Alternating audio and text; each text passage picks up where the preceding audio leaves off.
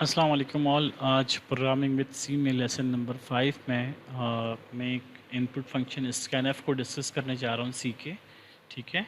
और इसमें मैं आपको ये कुछ ख़ास बात बताता चलूँ कि स्कैनफ जो है वो फ्लॉट या इंटीजर टाइप की डेटा वैल्यूज़ को वेरिएबल के ज़रिए इनपुट लेने के लिए यूज़ होता है। देखिए, हम डिस्कस कर चुके हैं ऑपरेंड्स क्या होता है, ऑपरेटर क्या होता है, और फिर हमारे पास एक्सप्रेशन क्या होती है। हमने वेरिएबल को समझ लिया, वेरिएबल में वैल्यूज़ को इनिशियलाइज करवाना, वेरिएबल को हमारे पास सी में इनिशियलाइज करवाना डेटा टाइप के साथ, और उसमें वैल्यूज़ असाइन करना, ये भी हम सीख चुके हैं। पर हम ये चाहते हैं कि जब हम वैल्यू जो है अपने प्रोग्राम में ही पुट करते हैं, जब तक जो हमने पिछला प्रोग्राम सीखा था उसमें आपने देखा था कि मैंने सी का जब प्रोग्राम बनाया था तो उसमें मैंने वैल्यू और जो है प्रोग्राम में ही डिफ़ाइन की थी। ए की वैल्यू हमारे पास 15 थी, बी की जो है वो 5 थी, वो हमने खुद जो है वो उसमें डिफ़ाइन की थी। अब मैं चाहता हूँ कि वैल्यूज़ पहले मुझसे कंप्यूटर पूछे, आउटपुट में ही मुझसे वैल्यू पूछे और फिर वो उस वेरिएबल में वैल्यू स्टोर कर दें। ठीक है। तो इसके लिए मैंने एक प्रोग्राम आपके सामने रखा है, आप इसको कोड कीजिएगा सेम एज इट इज़ ऐसे, और फिर इसको कंपाइल करके चेक कीजिएगा। ठीक है जी।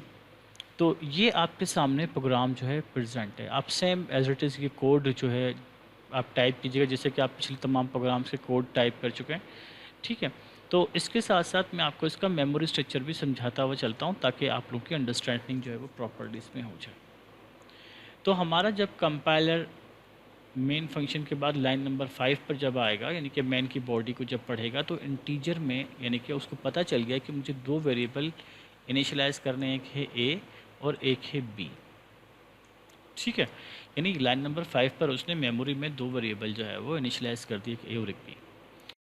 स्कैनएफ का फंक्शन क्या काम करता है, इसका एक प्रोसीजर है। एक प्रोसीजर ये है कि हमें स्कैनएफ यूज़ करना है, इसके साथ ये ब्रैकेट यूज़ करना है, और फिर हमें कोटेशन मार्क में हमें %d के साइन दो यूज़ किए हैं इसमें, और बीच में मैंने एक स्पेस भी इसमें आप देखें यूज़ किया है।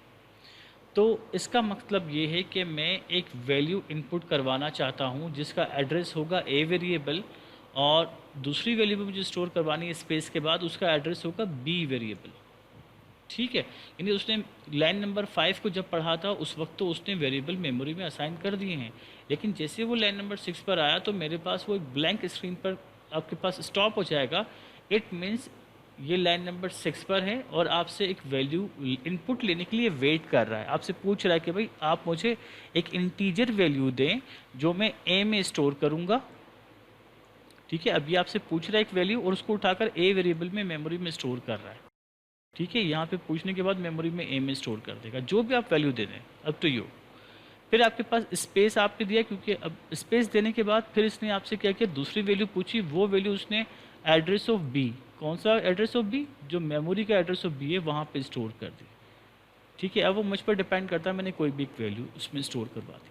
अब मैंने यहाँ पे कहा कि प्रिंट एफ शो करो, क्या करना है, प्लस इज टू %d, तो मैंने आपको बताया था कि ए और प्लस बी आपस में प्रोसेस होके %d में शो हो जाएंगे। फिर वही जो है दो वैल्यूज़ हमारे पास माइनस के साथ %d में शो हो जाएंगी न्यू लाइन पे, क्योंकि मैंने यहाँ पे \n का यूज़ भी किया है। फिर इसी तरह से a मल्टीप्लाई बाई बी, जो भी आपने और v को वैल्यू दी है वो मल्टीप्लाई होकर हमारे पास यहाँ पे शो हो जाएगी, और a और b की वैल्यू डिवाइड होकर भी हमारे पास शो हो जाएगी। ठीक है। देखिए, इसमें मैंने कोई t का वेरिएबल नहीं लिया, डायरेक्ट इसको यहाँ पे जो है एक्सप्रेशन इसमें प्लस का ऑपरेटर लगा के परफॉर्म करवाई और उसको मैंने शो करवा दिया। ठीक है। अब देखते हैं इसके आउटपुट के लिए मैंने आपके लिए एक वीडियो बनाई है ताकि आपको पूरा कंपाइलेशन प्रोसेस जो है वो मैं अच्छे से समझा सकूं। ठीक है जी।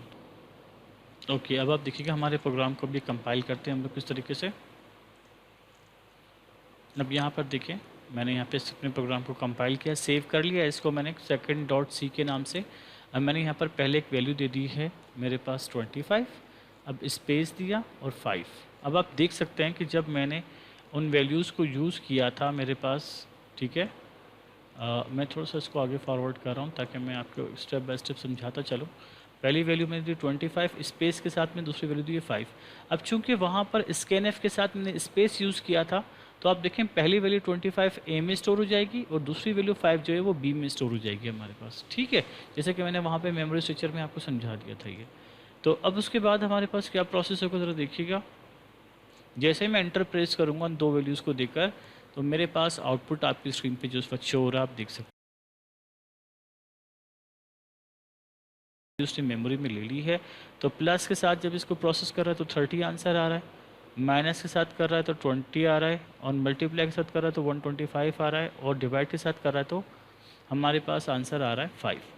अब ये आप इसमें जो भी वैल्यू देंगे, ये पहली 25 वैल्यू ए में जाएगी, दूसरी 25 वैल्यू बी में जाएगी, पर दोनों में हमें स्पेस देना ज़रूरी है क्योंकि हमने स्कैनएफ में डिफाइन ही इसको कुछ इसी तरीके से किया है। ठीक है, तो पहले आपसे ए की वैल्यू इनपुट ले रहा है, फिर बी की वैल्यू इनपुट ले रहा है, और उनको मेमोरी में स्टोर करवाने के बाद उनको प्लस करके, माइनस करके, मल्टीप्लाई करके और डिवाइड करके हमें शो करवा रहा है। ठीक है, थोड़ा सा और आगे बढ़ते हैं, इस वीडियो को थोड़ा सा कंप्लीट कर लेते हैं। ओके, तो नेक्स्ट हमारे पास आपसे एक सवाल किया गया है इसमें, sorry, what will be the output of the following programme. अब आपको क्या करना है, मुझे बताना है उनका आउटपुट क्या आएगा। प्रोग्राम देखा जाए तो तकरीबन वही प्रोग्राम है, लेकिन इसको थोड़ा सा मैंने कॉम्प्लिकेटेड किया है इसमें, क्योंकि मैंने इसमें कुछ फंक्शंस फीचर्स के साथ एक्स्ट्रा कुछ यूज़ किया है। इससे पिछले वाले प्रोग्राम में आपने देखा था कि आपके पास बिल्कुल सादा सा एक जो है वो आउटपुट आ रहा था, इसमें आपको पता चल रहा होगा कि आप कौन सी वैल्यू स्टोर कर रहे हैं। ठीक है जी, तो मेरा आपसे क्वेश्चन ये है कि आप मुझे ये बताएं कि हम लोग इस प्रोग्राम में किस तरह से जो है इसका आउटपुट हमारे पास क्या आएगा। ठीक है, तो आप सब लोग अपना आउटपुट इसमें जो भी आपके पास आउटपुट आता है वो मुझे अपने साथ मुझे अब जो है वो शेयर करें कि हमारे पास इसका आउटपुट जो आ रहा है वो एक्चुअली इस प्रोग्राम का आउटपुट ही हो रहा है। बेहतर तो यही है कि आप सब लोग मुझे जो है बाय ईमेल शेयर कर दें।